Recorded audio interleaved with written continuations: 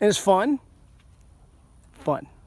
Ranch Fairy here, and just really quickly, for you who don't like SpongeBob, I have a SpongeBob and he's fantastic.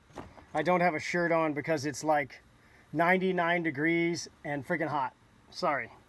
The Luminoc guys were kind enough to send me 6 of their brand newest, coolest, 30% brighter and with a brighter LED Luminocs. They are the originators of the lighted knock world, and now all lighted knocks are Pope and Young legal. There's no reason not to shoot them for shot indication. And then what I use them for, and I was talking to Eric Price at Luminoc about, I use the Luminocs because I shoot so many pigs late. The arrow will stay in the pig and they'll run off into bushes, and about half the time you can see the knock.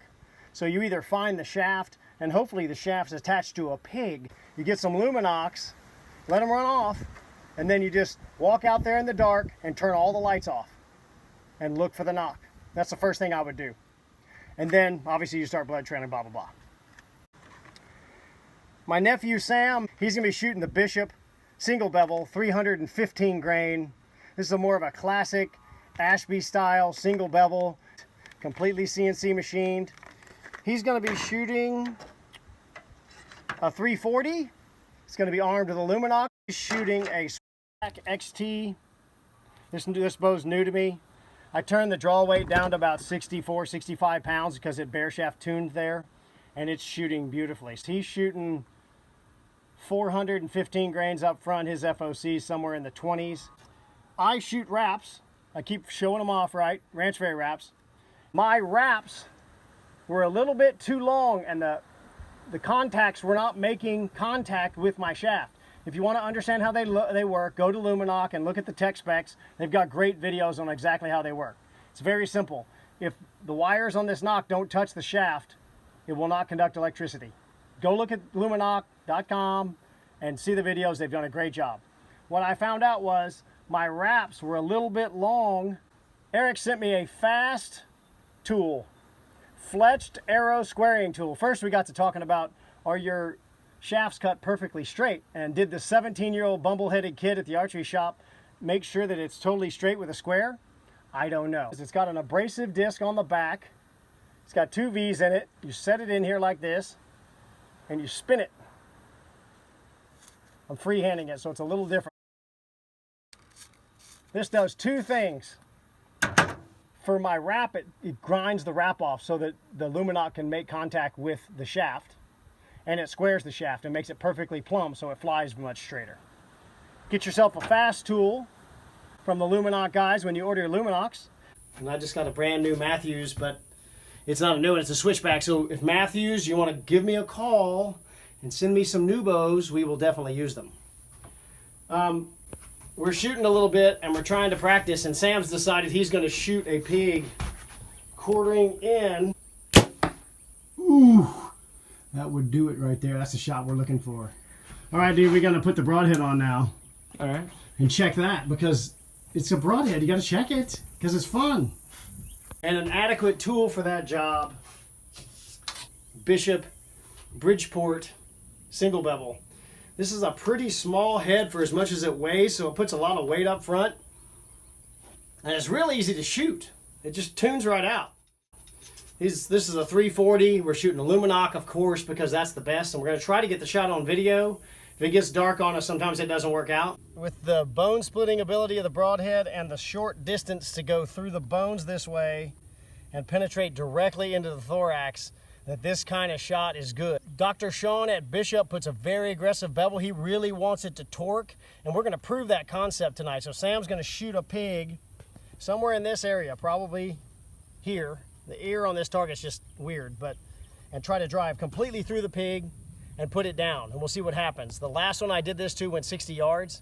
It's a lethal shot, but I think you have to have the right gear. So you need a high FOC, you need a single bevel that's durable and made out of great steel, and made in the USA is not a bad thing, right? And I see a lot of people booking pig hunts, and you just think you're gonna go drink beer and drive around in a truck and blast a bunch of pigs, and they're not that stupid, especially on the highly hunted, outfitted groups. The pigs just get smart. They're actually smarter than deer. Right there. That's the moon. And we are 5 to 6 days before the full moon. I've said this in my videos. I'll say it over and over again. if you people are going to book trips to go pig hunting, you should look at a moon chart, find the full moon, and then back up 10 days. And that's when you need to book. Hey, stupid, you should really listen to this idiot. I mean, I know a lot more than most people, but that's some pretty good advice. So if you're stupid, then don't listen to him, but I'd suggest it. Delbert Bond sloop out. And that moon is everything. Just a tip from the Ranch Fairy. Going hunting in T-minus. Oh boy, it's time to go. Ranch Fairy out. Like 11:20 at night, we found this pig. Sam shot it. It's his first pig to ever kill. He shot it with a 315 grain Bishop single bell. He said the sound, it was just a little chut sound. It wasn't much, but the damage is awesome. Sam, come up here and let's take a closer look at what happened. I cut the shoulder apart.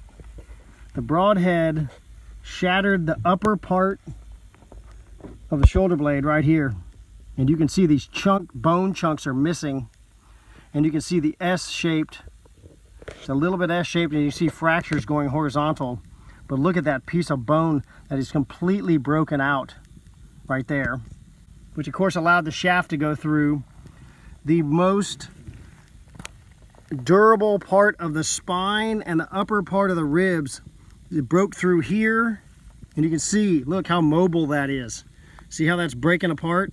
Once again, when those single bevels torque, they break the bone apart and it allows the shaft to slide through. And this arrow went through, completely through this pig. Exit wound's right there. And he shot the pig quartering in like that. So complete pass through, broke through the shoulder blade. The top of the shoulder blade knocked a huge chunk out of it. You see that hole again. Through the top of the spine. You see how mobile that bone is from being shattered by the single bevel, and then completely through the pig.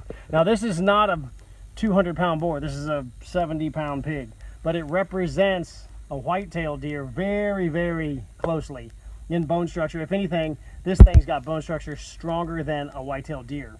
Shows you what that broadhead will do. If you guys are thinking about buying a nice high FOC broadhead, the Bishop 315 single bevel is a fantastic option. This pig only went 30 yards, so Sam, your shot was ideal. I have a philosophy that if things keep killing stuff, you keep that one around, especially arrows. So I have the Bridgeport with the mud on it, and I'm going to resharpen that bugger. I'm leaving the dirt on it because they're not going to die of some kind of a infection. They're going to die from the broadhead, and I don't care. I just sharpen them. Here's the spin test. Perfectly plumb after going full lengthwise through a pig. And then I have the arrow with the wrap. I've got a regular knock sitting in here. I'll put a Luminoc on there when we hunt, but I scraped off the fletching. It was scraped off in the bone when it went through the shoulder blade. The fletching was actually in the pig. So what I do is I scrape it with a knife and take off the wrap, and you can see exactly where the feather landed. I use a Bitzenberger Fletcher. I've had this for 100 years, and it rotates, and there's stops for each place where a feather goes. But when you refletch a certain arrow, if you'll mark the one fletch you got to do and cut it off, then you can land the arrow right in there. So it doesn't always line back up. It's kind of hard to do and wiggle the knock around right. It's just a smart man or dumb man's way. I don't know which way it is, some man's way. I shoot a straight clamp, but I shoot right wing feathers. Now you have to get wings. Birds have wings, and these are the right or left, okay? A fletching, a feather is curved. You can't stop it. Even when you fletch it straight, it's curved. So you're going to get some rotation right hand or left hand. If you're going to shoot single bevels, you want the rotation to match the bevel of the broadhead. So I shoot right wing feathers. Even though it's a straight clamp, it's still going to have some right bend to it because of the way it was curved on the bird. And then I got the right wing broadheads to hit and rotate the same direction. Ashby actually recommended clamping everything straight on your feathers. He wants that broadhead to hit and then bite. He doesn't really want it. He didn't want it coming in like this. He wanted it to come in like as straight as possible, hit, and then let the bevels really bite, and thought that would split bone better. These quartering in shots, I'm having to agree I'm not shooting buffaloes, but I am shooting some pretty hard bones. Now, sharpening. I use a mill bastard file, and all I do is touch up the edge. You just put it on the bevel at the angle the bevel wants to be. I can't really show the close-up. You just look at the bevel and touch it up just like that, and you'll see the steel start to shine and get clean looking. And then on the backside is flat. You just go flat as you possibly can. You push away. And then you go back to the other side and follow the bevel, and you'll feel steel coming off of it. Do that on the other side. Real light pressure. It doesn't take much. This steel's really good. Once you get an edge, it gets terrifying. Oh boy, that's pretty sweet.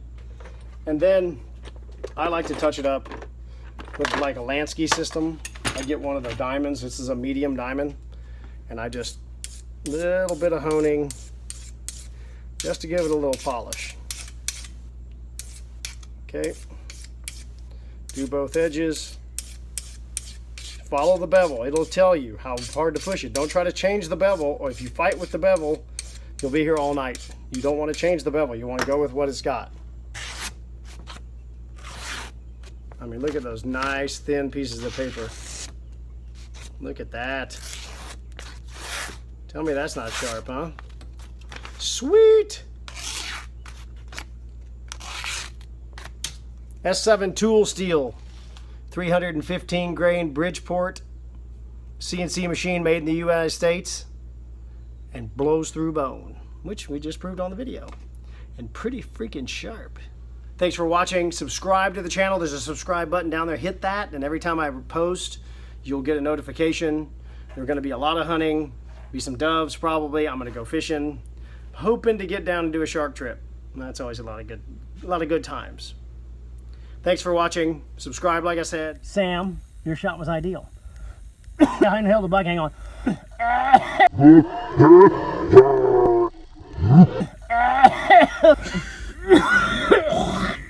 Okay, we'll edit that out. Holy crap.